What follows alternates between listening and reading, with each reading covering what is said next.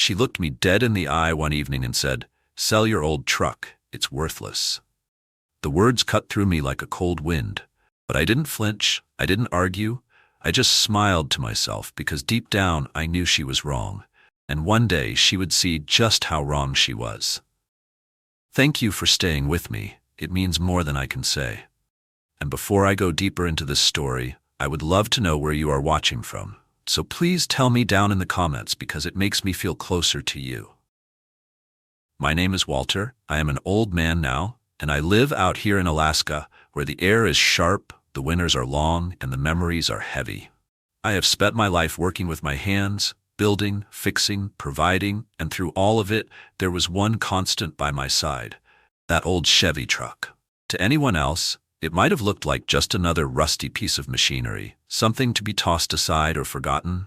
But to me, it was more than steel and rubber. It was a companion that carried me through the chapters of my life. I drove that truck to pick up my bride on our wedding day. Her dress folded carefully as she climbed in, laughing at the way I had shined the dashboard just for her. I hauled wood in its bed to build our first home, boards stacked high, while sweat ran down my back, but I never felt tired because I knew I was building a place where love would live. I brought my children home from the hospital in that same truck, their little cries filling the cab as I held the wheel steady, praying that I would be enough for them. Years later, I drove down long dirt roads with fishing poles sticking out the back, the smell of river water and pine trees filling the air while my kids laughed beside me. Every dent in that truck has a story. Every scrape has a memory, and every mile carried more than cargo. It carried the weight of my life. That is why, when she looked at it with disdain, when she called it worthless, I felt not only insulted, but dismissed, as if all those moments of sacrifice and joy meant nothing. And yet, I stayed quiet, because sometimes the strongest answer is no answer at all. I want you to understand something about me before I take you further into this story, because a man's life is not just the years he has lived, but the weight of the roads he has walked. My name is Walter, and I am 74 years old, and I have lived every one of those years with the stubbornness of someone who had no choice but to fight through hard winters, long nights, and moments where giving up would have been easier than holding on. Out here in Alaska, life does not hand you things easily. You work for every scrap of food, every board you hammer, every fire you light to keep the cold away. I came from nothing, and I learned early that if I wanted to stand tall, I would need to build that strength with my own two hands. That old Chevy truck became part of my backbone because I bought it with money I saved when I was still a young man, tired from endless shifts but determined to carve out a life. When I drove it for the first time, I felt free. I felt capable. I felt like no storm could take away what I had worked for. I raised my family in that spirit, working days that stretched into nights, carrying lumber, loading supplies, fixing roofs in the snow, and no matter where I went, that truck carried me there and back, steady as a faithful friend. It never left me stranded. It never turned its back on me. And even when the paint began to peel and the engine groaned with age, I looked at it with gratitude because it had done its job without complaint. That is why it burned so deeply the night my daughter-in-law dismissed it with her careless words, because I knew she wasn't just talking about metal, she was talking about the life I had lived. A life she thought did not shine bright enough for her eyes. She came into my family with her polished shoes, her designer bags, her way of speaking that always seemed to look down on others. I wanted to welcome her. I wanted her to feel at home, because she was my son's choice, and I loved him enough to try to love her too. But with every passing year, I noticed how quick she was to mock the things that had real meaning. My simple meals were too plain. My clothes were out of fashion. And that truck, which to me was a treasure chest of memories, was to her nothing more than an embarrassment she wanted hidden away. I stayed silent because silence can be a shield, but I will not lie to you. It hurt.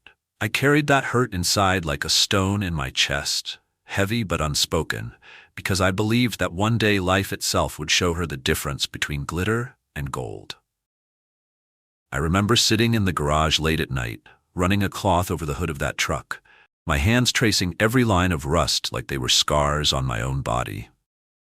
I would close my eyes and hear the echoes of my children's laughter in the back seat, the sound of my wife humming beside me as we drove home from church, the thud of heavy logs hitting the bed when I was young and strong.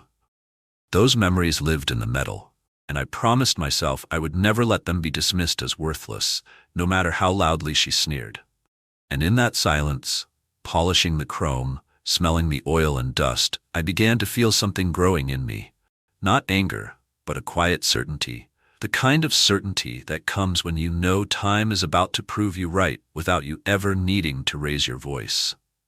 One evening stands out in my memory, clearer than the rest, because it was the night her words settled into me like ice. We were all gathered in the living room, the fire crackling low, my son trying to make conversation about work while she sat with her glass of wine, her eyes roaming around the house as if nothing here was ever good enough for her. She glanced out the window and caught sight of the truck parked in the driveway, its body worn but still proud, and she let out a little laugh, sharp and dismissive. Then she turned to me and said, "You really should get rid of that old thing. It's embarrassing. Sell it and buy something respectable, something that doesn't make the neighbors think you're stuck in the past." For a moment, the room went quiet. I could feel my son shift uncomfortably, but he said nothing, and I knew then that this insult was meant to sting, meant to push me into defending what mattered to me. But I did not give her that satisfaction.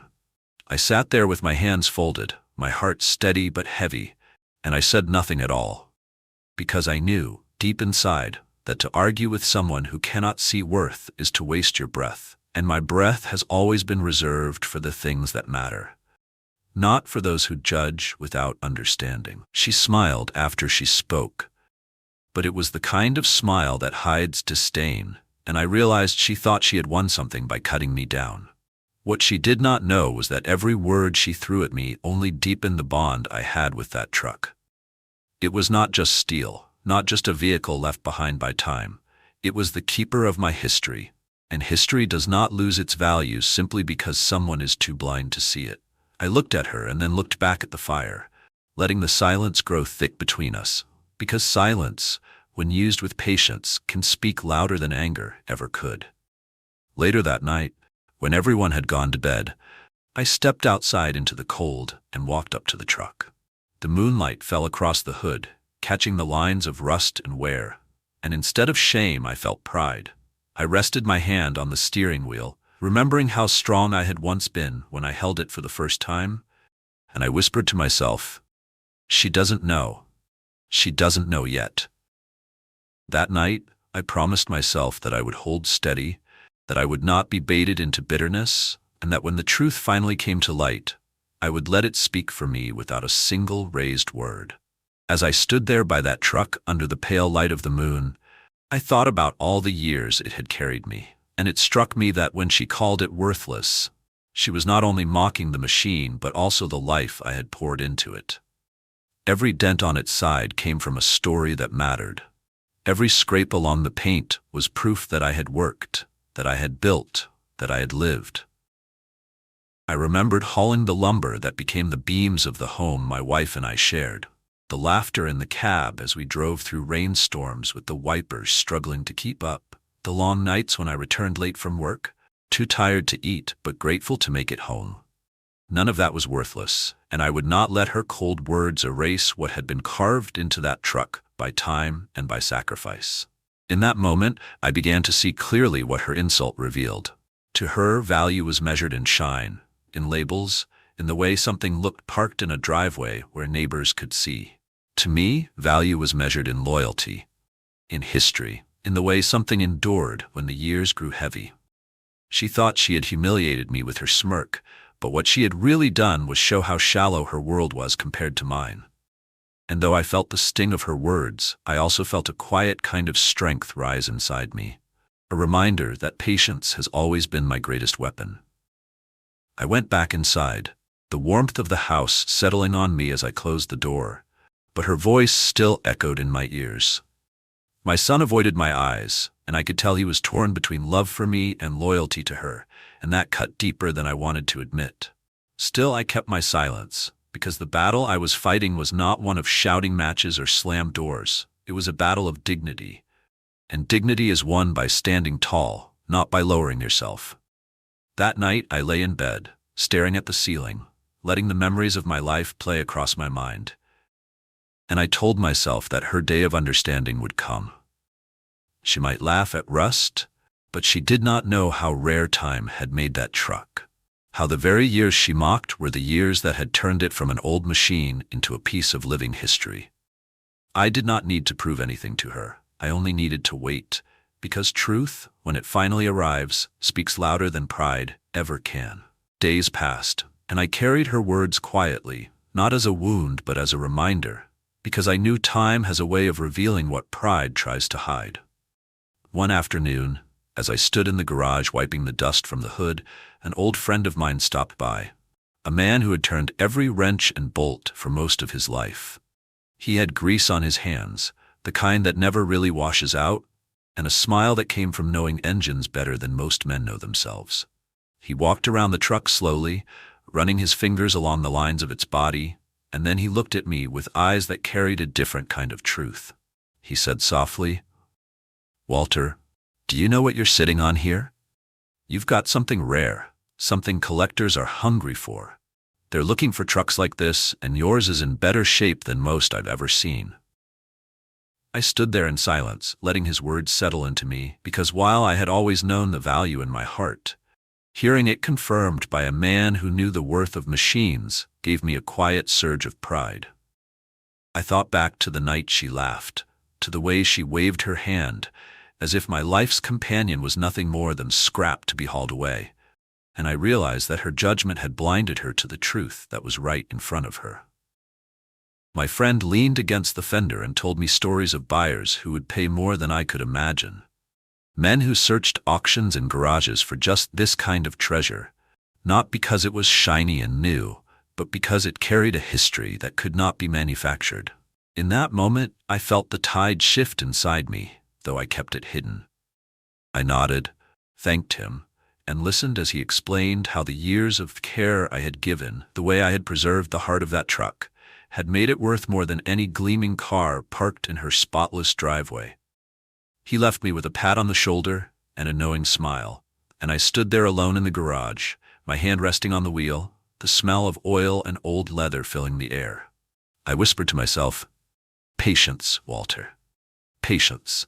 The day will come when silence will speak louder than every word she ever threw at you." That night, as I turned out the lights and closed the garage door, I carried not bitterness, but a quiet certainty. Life had handed me an ally in truth, and I knew that the very thing she mocked as worthless would one day stand as proof that what endures has more value than what merely shines. After my friend's visit, something inside me shifted. Not in anger, but in quiet determination. I no longer looked at that truck as just a vessel of memories. I began to see it as a silent answer to every insult, a steady witness that would one day speak without me needing to lift my voice. Each evening, when the house was quiet, I would step into the garage, switch on the dim light, and set about polishing the chrome, rubbing oil into the worn leather of the seats, checking the engine with hands that still remembered every sound it should make. I treated it with care, not as if I were preparing to get rid of it, but as if I were restoring an old friend to the dignity it had always deserved. I remember one Sunday morning, while she and my son were getting ready to drive off in their new cars, I started the Chevy and let the engine hum low and deep, steady as a heartbeat. The sound filled the air, not loud but strong, and I saw her glance over her shoulder with that same dismissive look. She rolled her eyes, muttered something under her breath, and drove away, the tires of her car spitting gravel as if speed made her feel important. I didn't chase her words, I didn't respond, I only smiled to myself, because I knew a time was coming when that sound she mocked would be the sound that silenced her. As the weeks went by, I kept preparing, not in haste, but in patience, the way a man tends to a garden he knows will one day bloom. I thought often about the conversation with my old friend, his words echoing like a quiet bell in the back of my mind, reminding me that what looks ordinary can hold extraordinary worth to those who know how to see. I didn't rush to tell anyone, not even my son, because this was not about showing off or proving a point with noise. This was about dignity, and dignity waits for the right moment to reveal itself. So I kept on, night after night, running a cloth across the hood, tightening bolts, making sure the truck stood ready for the day it would be called to prove itself. And in those moments of stillness, I felt something deep, something almost spiritual, as if I wasn't just preserving metal, but guarding the chapters of my life. I whispered to myself more than once, "Patience, Walter. Patience, the time will come." And with every turn of the wrench, every stroke of the rag, I felt that moment drawing closer, a storm building in silence, waiting for the right day to break. It was not long before she found another chance to remind me of how little she thought of that truck, and this time her words carried even sharper edges. One afternoon, she stood in the driveway with my son, showing off the row of cars she'd collected, polished and spotless, lined up like trophies for the neighbors to admire. She waved her hand toward them proudly, listing their names, their features, their value, as if wealth could be measured in the shine of a hood or the emblem on the grille. Then her eyes turned to where my truck sat, steady and quiet, and she let out a laugh that had no kindness in it. She said, "Compared to these, that thing is nothing but junk, Walter. You should be embarrassed to even keep it parked here." Her words floated in the air, and I watched my son shift uneasily, caught between wanting to defend me and not daring to cross her. I felt the sting again, but I did not let it break through the calm I had built inside me. I only looked at her for a moment, not with anger, but with a stillness she could not understand, then turned my gaze back to the truck. I thought to myself how strange it is that some people can only see value when it glitters, and yet they miss the soul that sits quietly in things that have lasted longer than their fleeting pride. I did not argue with her, because arguing with someone who has already decided you are beneath them is like speaking into an empty well. Your voice echoes back, but nothing changes. Instead, I let the moment pass, carrying her laughter in silence, because I knew something she did not know. I knew that while she measured her worth in a row of shiny toys, the very thing she mocked had grown into something rare, something sought after, something whose value was hidden beneath years she could not respect. That evening, when the house grew quiet again, I sat in the garage with the lights dimmed and listened to the tick of the cooling engine after I had run it a while. My hands rested on the wheel, and I thought of the promise I had made to myself that I would let truth reveal itself when the time was right. I did not need to raise my voice. I did not need to humiliate her with words, because life was preparing a lesson that would be louder than any argument. And so I waited, polishing the chrome, adjusting the mirrors, my heart steady, my patience deep, knowing that soon the day would come when her laughter would turn to silence.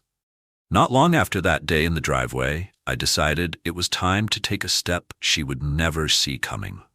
A step that was not born from anger, but from quiet certainty that the truth always finds its way to the surface. I reached out to the auction house my friend had told me about, a place where men and women who understood history came searching, not for shine, but for stories written in steel and time. I remember walking into their office with the paperwork in my hand, the smell of oil and polish heavy in the air, and watching their eyes widen the moment they saw what I had brought them. They walked around the truck slowly, tracing its lines the way my friend had, nodding to each other with the kind of respect that cannot be faked. One of them said softly, "You have no idea what this is worth, do you?" And I smiled, because I did know. Maybe not in dollars, but in years, in memories, in the kind of worth that outlasts lifetimes. From that day forward, preparations began. The truck was cleaned, cataloged, photographed under bright lights that seemed to catch every mark of its long journey, and I stood by watching, not as a man showing off, but as a man seeing justice begin to unfold in its own quiet way. Each time I heard her mocking voice in my memory, I reminded myself that soon there would be no need for words. The truck would speak, and its voice would be louder than her laughter ever was. I kept the details to myself, not even telling my son, because this was not about revenge shouted across the table. It was about dignity earned in silence. At night I sat in the garage, staring at the empty spot where the truck once rested, and I felt both sadness and pride. Sadness because a piece of me was being prepared to leave. Pride because it was leaving not as scrap but as treasure. A treasure I had always known it to be. I whispered to myself, "Patience, Walter, patience. The time is near." And as the day of the auction drew closer, I carried myself with the same calm I had always kept. She still laughed at my quiet ways, still boasted about her cars, still looked down at me with that same smirk. Never set, suspecting that the very thing she had dismissed as worthless was about to rise before her eyes and strip away her pride in a silence she could not escape.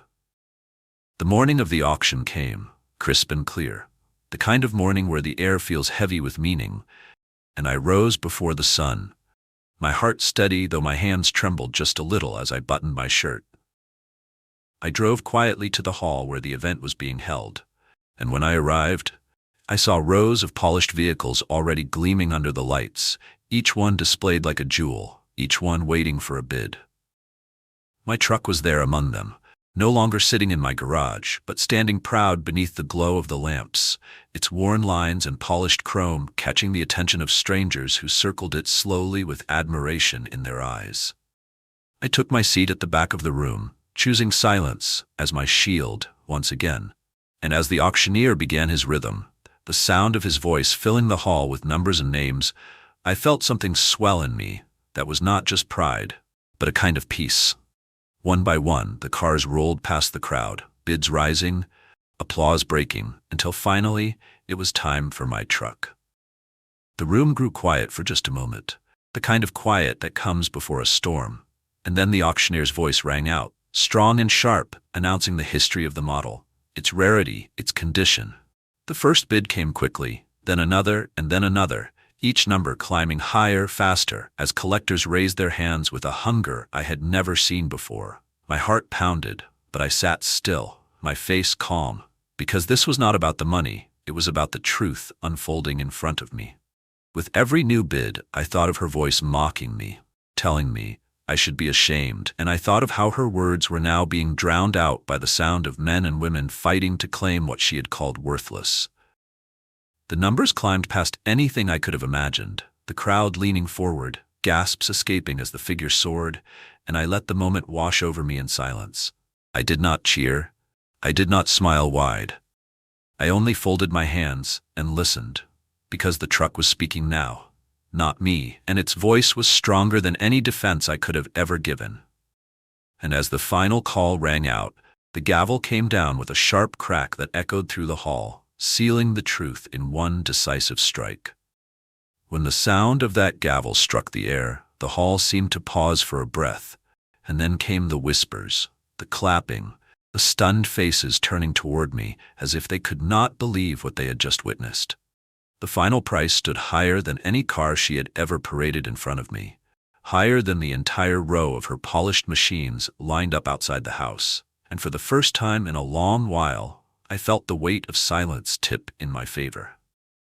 I did not need to rise.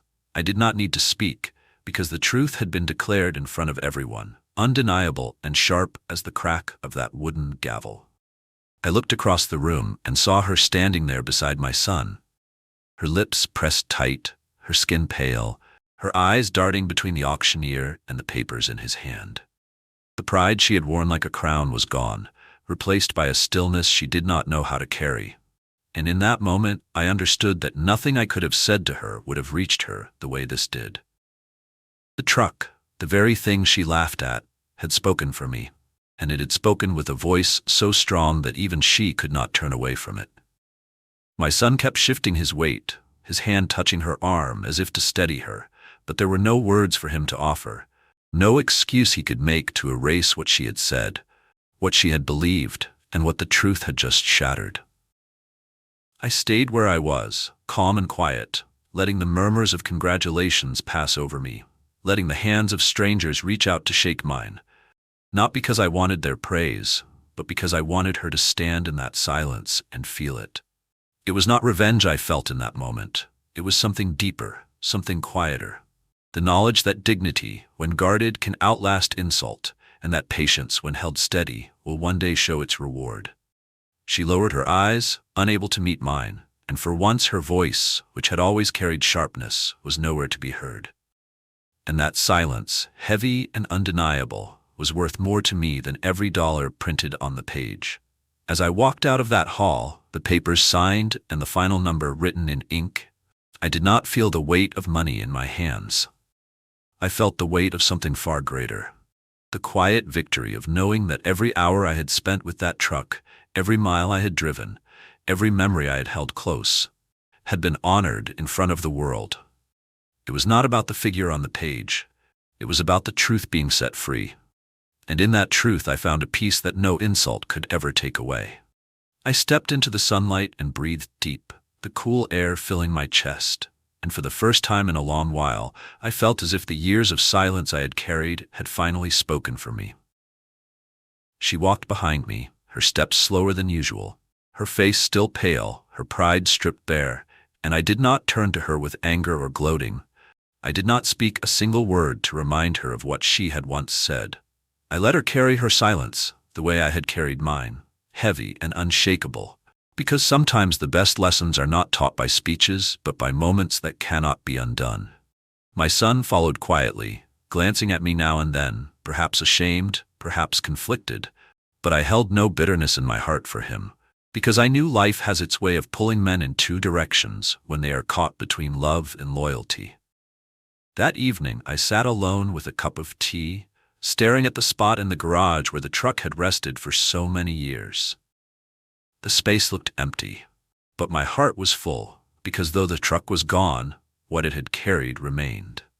I thought of my wife's laughter as I had driven her home on our wedding day, the sound of my children singing in the back seat, the long nights when that engine had kept me company on lonely roads, and I realized that no amount of money, no gavel, no applause could measure the true worth of those memories. I had not sold them. I had only let the world witness their value through the machine that held them. And in that quiet, I promised myself that I would use what I had gained not to boast, not to build walls of pride, but to create something meaningful. Whether it was helping a neighbor in need, restoring another forgotten relic with my grandson by my side, or leaving behind something for others to learn from, I knew that the greatest worth is never in the object itself, but in the stories it carries, and in the dignity with which we hold them. That night, as I closed the garage door for the last time with the space still empty, I felt no loss, only peace, because I had kept my silence long enough, and that silence had turned into strength. And so I leave you with this, my friends, a truth carved into the years of my life. They told me my truck was worthless. They told me to be ashamed of the rust and the scars it carried. But in the end, it stood taller than all their polished machines. Worth is not measured by what shines under the sun. It is measured by what endures through storm and time. Dignity does not shout. It waits, it holds, and when the moment comes, it speaks louder than every insult. If this story has touched you, share it with someone who has been told they are not enough. And tell me, would you have forgiven, or would you have done as I did? Do not forget to subscribe, because I have many more truths to tell, and I would be honored to share them with you.